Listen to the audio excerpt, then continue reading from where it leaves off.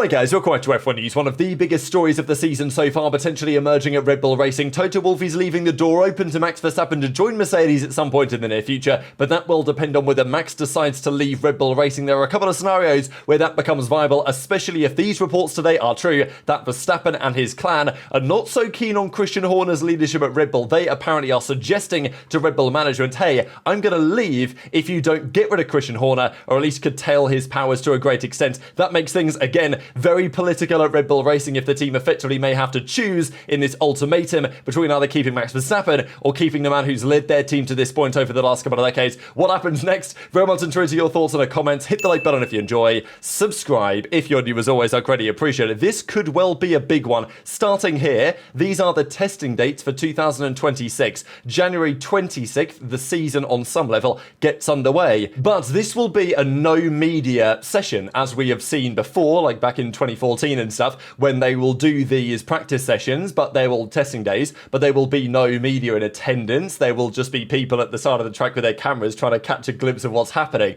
So it's going to be a private test. That's particularly interesting. I'm sure there'll be plenty of rumours coming out about it, and I'm sure there'll be plenty of engine failures as well with these brand new 2026 regulations, but that's going to be effectively behind closed doors at Barcelona. The understanding is that of those 5 days they can test the 2026 cars, the teams can choose 3 to actually run on, possibly because the weather is expected, you'd imagine, on at least a couple of those days, to be somewhat problematic. Bahrain, kind of standard, 11th to the 13th, but there's actually 2 weeks of testing in Bahrain this year, so they run a 3-day test twice. That, I imagine, is going to be as normal, as expected, with media, with coverage, etc, etc. Fascinated for next year already. That's what's been confirmed so far. The 2026 Azerbaijan Grand Prix has also been moved to a Saturday to accommodate a national day, so just one other quick change to notice there. Pretty interesting, it's got to be said. Let's talk about some of the driver drama, because it continues, starting with Paul Aron and frankly just Alpine and Flavio Briatore. I don't know what Briatore is cooking right now, but he's at it again. So Doohan is gone, although he's still there, but we never see him anymore. Colapinto's in. Gasly shouldn't be going anywhere, you wouldn't think.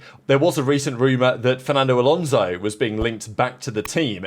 Alonso and Briatore, they go way back. They had their time together at that Enstone team when Briatore was managing it before at Renault. And maybe if Max Verstappen to Aston Martin becomes more realistic, and if Lance Stroll isn't going to go anywhere, then, you know, there are some conversations there. But what Alpine's doing with its drivers is very confusing. Paul Aron has been a pretty talented driver. I mean, he did a good couple of seasons in the junior formulas in recent years. I was impressed by him at the Formula Regional Championship a good couple of years ago. So he's been on the radar. He's a reserve driver at Alpine.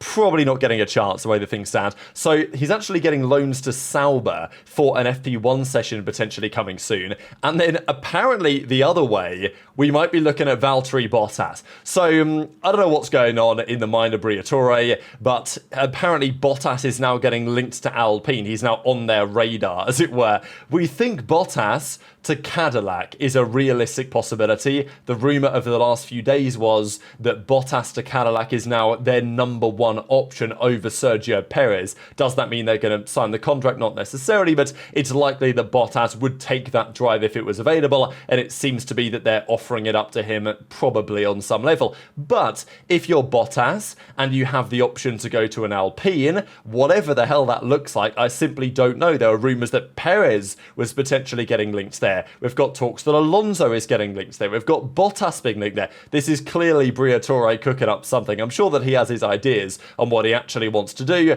but Briatore more than likely engaging in some conversations, I would imagine. Colapinto might not be that long for this world, even though he brings in a lot of money and interest from the Argentinian side. Obviously, he's not been much better than Doohan, if better at all. He's struggling with the car a little bit, and he nearly put Oscar Piastri into the barriers and ruined his championship challenge. Not his challenge, but you know what I'm saying. We did force him off the track, and that got him a penalty point. So it's not been a great time for him. Gasly is holding his own, to say the very least, but I don't think Gasly is irreplaceable. Maybe he should be, to be honest, but when Briatore is at the helm, who knows what's going to happen next. So that's one development on Bottas. And as a result, maybe, and with these discussions ongoing, Cadillac are interested at the very least in Yuki Tsunoda. Now, look, I don't forget when Yuki was in the AlphaTauri and, he'd stick it third on the grid in Brazil. And, Yuki would have some great performances in that car over the last couple of seasons. He earned his chance at Red Bull Racing. But, as, let's be honest, is expected, it's been a bit of a shambles at Red Bull. It's the same old story. Driver comes in. I think Yuki has been quicker than Lawson was in that car. It's just 0.2 to Max instead of being, P6 or whatever. That instead, in the qualifying session in Austria, put him out in the first part of qualifying. The pace in the race wasn't there. The, belief, confidence in the car. He still doesn't have all the latest upgrades because he crashed back in Imola, which probably destroyed the confidence as well. There are so many factors why Red Bull are a disaster, and the only factor that isn't a disaster is the existence of Max Verstappen in the team. If it wasn't for Max, wow, it would be a shambles. I don't think Yuki's scored points now for the last 4 Grand Prix, which is, it's a serious streak when it comes to Red Bull Racing. In some respects, it's maybe the worst that it's ever been, and it gives Max Verstappen maybe the most leverage that he has ever had. Even if on some level this is kind of Max's fault, if you want to say that Max being so good and the way that they've developed the car makes it seemingly undrivable by anyone that isn't called Max Verstappen, at least to a reasonable pace, it still puts Max in a very strong position at the team. But I'm hoping that Yuki at least gets to continue his career somewhere, because it would be a difficult end if Yuki does finally get the promotion, it doesn't work out. Maybe he does see out the season at Red Bull, but after that, if this continues, they're not going to keep Yuki. They're going to put somebody else in the car. Maybe it's going to be Hadja. I don't know. Maybe that would be too early. Whatever happens, it's very unlikely they would keep Yuki if this continues. And where else is he going to go? He's not going to go back down to the junior team. That would make no sense. So what are the other options? Cadillac potentially is one. So it would be nice to see that happen if necessary for Yuki. Few quick comments on what happened back in Austria. This was the first win, I think, that they've had in Austria McLaren since David Coulthard in 2001. This is also a quite remarkable stat. I don't know if we expect to see more of this, but so far we have had 4 1-2s between Piastri and Lando, and they were all won by Piastri. So it was kind of an interesting stat. Lando's now won a good handful of Grand Prix, but whenever he's won them, his teammate has never been second. On the weekends where he won, often Piastri would be far further down the grid. And famously, when he had the 1-2 in Monza 2021, it was Ricciardo, of course, that won, despite Norris being stronger that season. In the times that they have had 1-2s, Piastri's won all of them until yesterday. So this is the first time that Lando finished first in a McLaren 1-2. Quite the stat. Obviously, Lando will hope to continue that, or potentially hope not to continue it and have Piastri be third or fourth or whatever, so that he can gain more points back on him in the championship. But Lando did say the following after, I think this is after qualifying, actually. He says, "The feeling I had today is a feeling I've missed for quite some time. The feeling behind the wheel, the understanding of where the grip is, how to exploit it, that showed in the performance and in the lap time." So the question for you guys is this because of the recent changes they've made to the McLaren? They brought a couple of tweaks to the car that seem to have made Lando a bit more comfortable in the machine, or is this just the Austria effect where Lando's really good at this track? We'll probably see in Silverstone over the next couple of rounds whether that's true or not. Christian Horner even gave some comments on the state of affairs at McLaren and said what's impressive is the way that they can keep up with each other without the tyres going out. Oscar pretty much made love to the exhaust of Lando's car and the tyres stayed protected. So I guess that's one way to put it, but that's seemingly the advantage that McLaren have in his eyes. Piastri did admit that what he did at turn 4 against Lando was, let's just say, pushing the boundaries of papaya rules, and says that even had the team not told him to calm down, he wouldn't have done that again, which makes sense. The guys are trying to be sensible out there. Ferrari could have won the race had Lando and Oscar taken each other out, or Oscar taken out Lando. It would have been on this occasion, but they are losing so many tenths of a second due to pure lift. Now, over the course of the Grand Prix, Leclerc was roughly 0.3 a lap slower than the eventual winner. If it wasn't for the necessity to do a load of lift and coast, Ferrari would actually have been pretty much right there on pace with the McLarens. They were at least near enough a match, but they have to do so much lift coast because the brakes mainly seem to be an issue for them. It's actually not so much the plank wear, it seems to be the brakes, but yeah, they were clearly the second force, and maybe it's gearing up just a little bit for what, let's say Hamilton at Silverstone, the 11 year in a row podium streak that he will want to continue. It's not really looked looked possible until recently, but who knows? Maybe Silverstone, the opportunity will be there. It probably depends a little bit, Silverstone, whether Hamilton can get a podium, on what Max, whether Max actually competes at the Grand Prix, doesn't get taken out of the first corner, or whether Mercedes are actually any good or not, because they're expecting, or they're certainly hoping, some cooler temperatures at Silverstone. We'll see whether that actually transpires this upcoming weekend. Chauvelin says, after struggling this much in hot races, we now have a better understanding of where we stand and what needs to be done to perform better. So again, the pace was nowhere really for Mercedes in the heat this weekend, and as a result, they know what to do.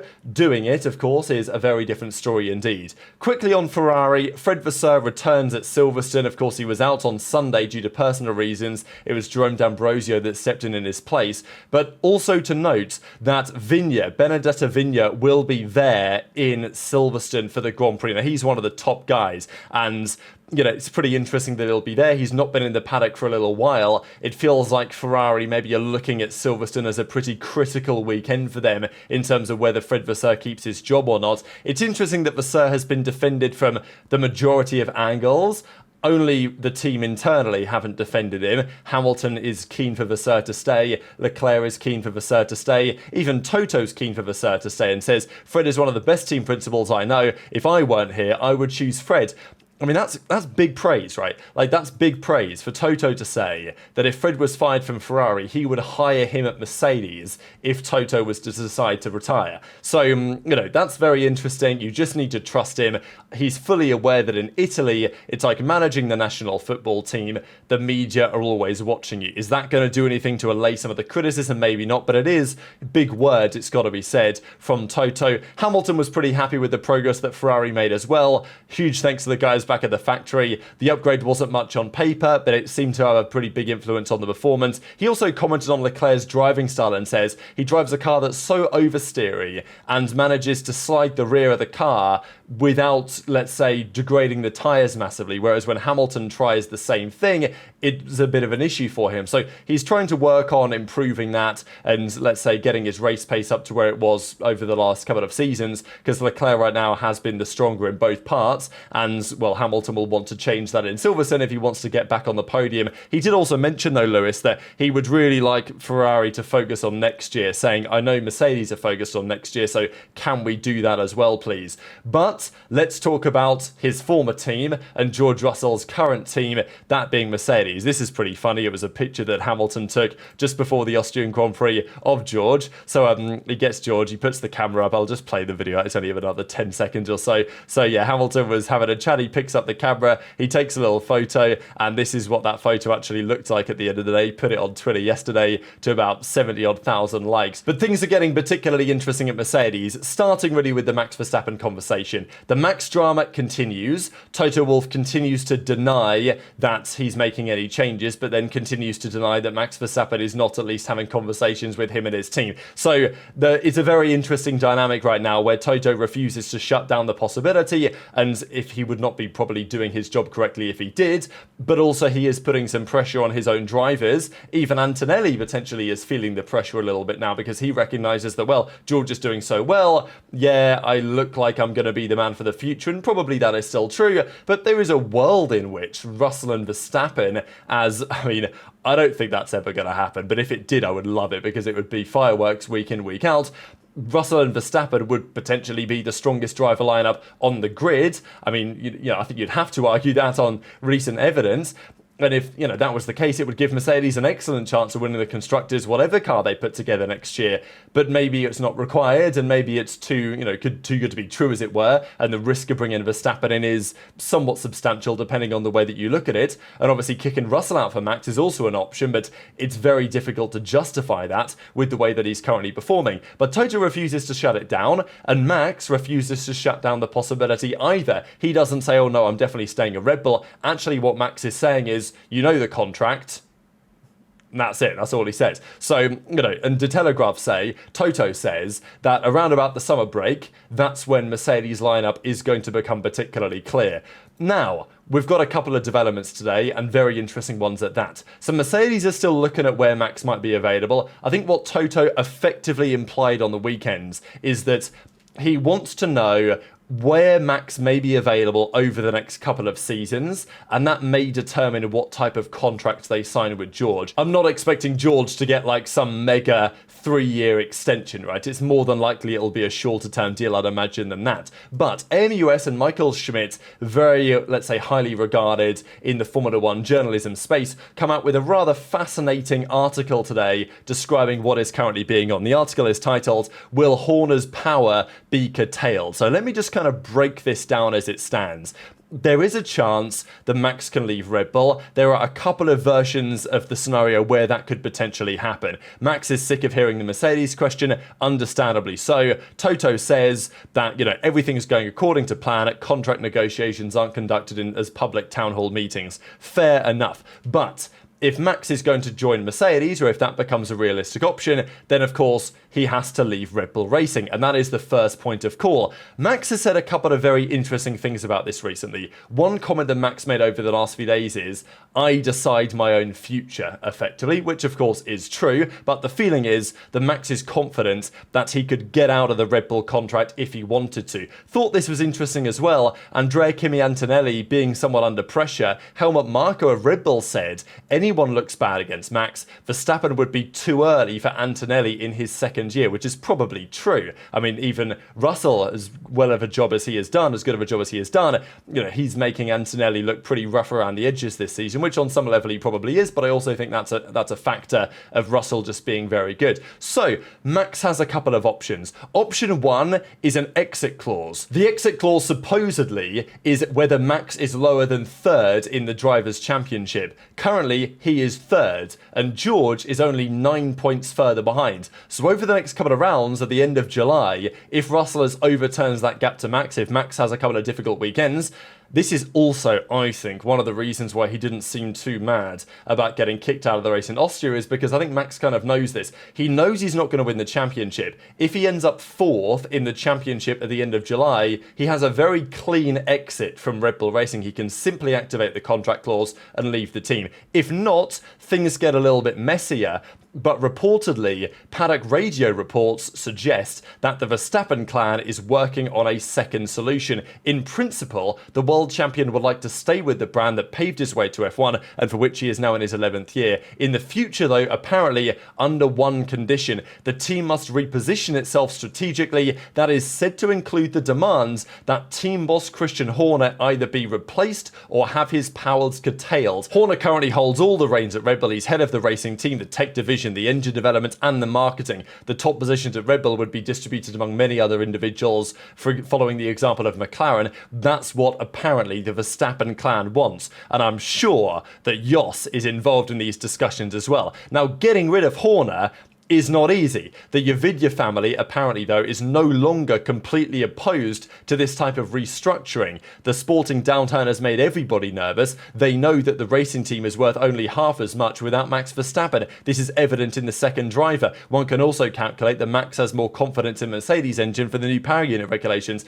Totally fair enough. But Horner is grinding hard. He's there every day. He's got 21 years of experience. He's got excellent political connections. Yeah, they might want him gone, but who do you get instead? Can you break down his power? It's a very interesting discussion that apparently is being had, but it does align a lot, I would say, with what has been said over the last few days. Jos Verstappen, let's not forget, this is March 2024, said, there is tension here while he remains in position. The team is in danger of being torn apart. It can't go on the way that it is. It will explode. He's playing the victim. He's the one causing the pull-ups. Now, of course, this was about the whole, WhatsApp messages drama that we had last year.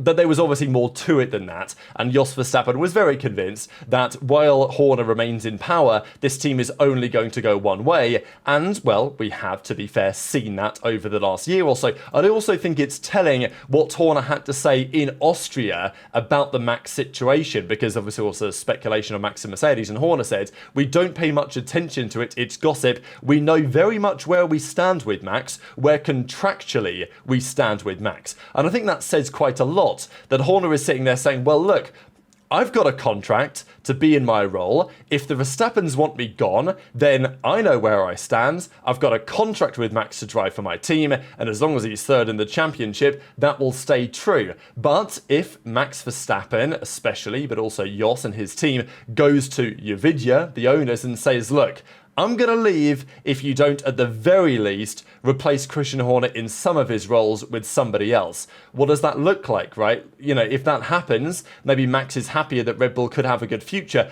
But equally, if I'm Max Verstappen, I'm in a position where if next season Red Bull don't deliver, and let's be honest, they will be delivering whatever they deliver next season, primarily under the guidance and leadership of Christian Horner, even if they get rid of him right now, I'm still leaving after 2026 anyway. So if the Nvidia family really trust Horner, then do you want to fire him, have Max drive for your team next year, the car isn't very good anyway, or the engine is bad or whatever, and then Max leaves anyway, and then all of a sudden you've blown up everything in your team that has at least produced championship success in the recent couple of decades for maybe no reason at all. So the decision becomes particularly interesting, but yeah, what do you guys think about it in the comment section below? The idea of the Verstappen clan, as it were. I'm sure Jos involved to some degree, but Max, presumably on board, believes that Horner's leadership over the last couple of seasons has not led the team in the right direction, and he needs to go if the team is going to turn it around. And if that doesn't happen, presumably Max is going to drop an ultimatum to say, hey, if you keep Horner, I'm out of here. But maybe they will say, well, maybe, you know, where could he go potentially, right? And even Horner has talked about it and said, I think he was commenting on the George Russell rumours and said that Horner believes Mercedes has long since reached an agreement with its drivers, but is holding back to lull Red Bull into uncertainty, which is kind of my opinion, so we'll see. Furthermore, George isn't really researching the market intensively enough. If he was worried about his place, he would look for alternatives. So Horner's of the opinion that actually, no, Mercedes are going to stick, and therefore he has nothing to worry about because Max has no other options.